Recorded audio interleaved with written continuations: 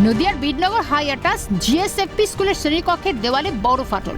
পরিস্থিতি এতটাই ভয়াবহ যে বিপজ্জনক বিল্ডিংয়ের তকমা পেয়েছে বিদ্যালয়ের শ্রেণীকক্ষ। বর্তমানে পড়ুয়ার সংখ্যা প্রায় 350। স্কুলের শিক্ষক শিক্ষিকার সংখ্যা 10 জন। বেশ কয়েক বছর আগে দেওয়ালে ধরেছে ফাটল। সময়ের সঙ্গে সঙ্গে ফাটল আরো স্পষ্ট হয়েছে। শুধু তাই নয়, স্কুলের ভবনটি হেলে গিয়েছে, ঠেকে গিয়েছে পাশের হাই স্কুল ভবনের দেওয়ালে, যার জেরে দুর্ঘটনার আশঙ্কা তৈরি হচ্ছে। সেই কারণে প্রাথমিক স্কুলের 2টি ক্লাস চলছে হাই স্কুলে, আর এই সব কিছুর জেরে মিড ডে মিলেও প্রভাব পড়েছে। স্কুল ভবনের একাংশ ব্যবহার করতে না পারায় মিড ডে মিলের রান্না ও পড়ুয়াদের খাওয়ানোর বিষয়ে সংকট তৈরি হয়েছে। সেক্ষেত্রে স্কুল ছুটির পর পড়ুয়াদের রান্না করা খাবার বাড়িতে পাঠিয়ে দেওয়া হয়। স্কুলটা আর কি কাজ হয়ে গেছে ওদিকটায়, আর ফাটল দিয়েছে, ছেলে মেয়ে পড়তে পারছে না, আর হাই স্কুলে পড়াতে হচ্ছে। হ্যাঁ, সকালবেলায় বাচ্চারা উঠতে পারছে না। সকালে ক্লাস হচ্ছে? হ্যাঁ, সকালে ক্লাস হচ্ছে। এতে তো মানে পঠন পাঠনও সমস্যা হচ্ছে। হ্যাঁ, সমস্যা হচ্ছে। 2020 সাল থেকে একাধিকবার প্রশাসনের দ্বারস্থ হয়েছে স্কুল কর্তৃপক্ষ, কিন্তু এখনো কোনো সুরাহা হয়নি। কোনো দপ্তর 2020 সাল থেকে এটা জানানো হচ্ছে।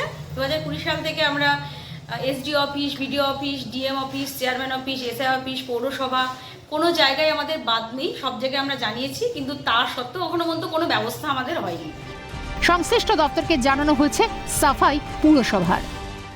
শুধু আমাকেই নয়, আরও আমাদের কাউন্সিলরদের, এবং এটা নিয়ে আমরা অনেকবার মিটিংও করেছি, স্কুলে গিয়ে পরিদর্শনও করেছি, সব জায়গায় জানিয়েছি।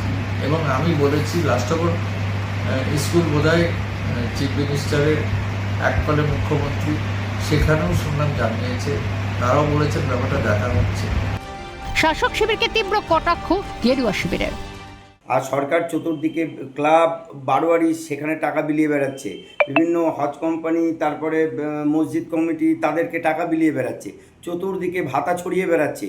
কিন্তু আদতে যে শিক্ষাঙ্গনগুলোকে যে উন্নতি করতে হবে, শিক্ষার পরিকাঠামোকে যে উন্নয়ন করতে হবে, এই রকম কোনো ধ্যান বা ধারণা বর্তমান সরকারের নেই। শুধু চমকের একটি রাজনীতি করে দিয়ে শুধুমাত্র ভোট কেনার একটা পন্থাকে এরা ধরেছে। এর বাইরে প্রায় আপনারা জানেন 8,500-এর ওপরে, এই তৃণমূল জমানায় 8,500-এর ওপরে বাংলা মাধ্যম স্কুল উঠে গেছে। জাস্ট রাজ্যের শিক্ষা প্রতিষ্ঠানে বেহাল দশার চিত্র আগেও বহুবার উঠে এসেছে, কিন্তু কেনই বা বারবার শিক্ষাক্ষেত্রে উঠে আসছে বঞ্চনার ছবি? নদিয়া থেকে প্রসেনজিৎ বিশ্বাসের রিপোর্ট, ক্যালকাটা নিউজ।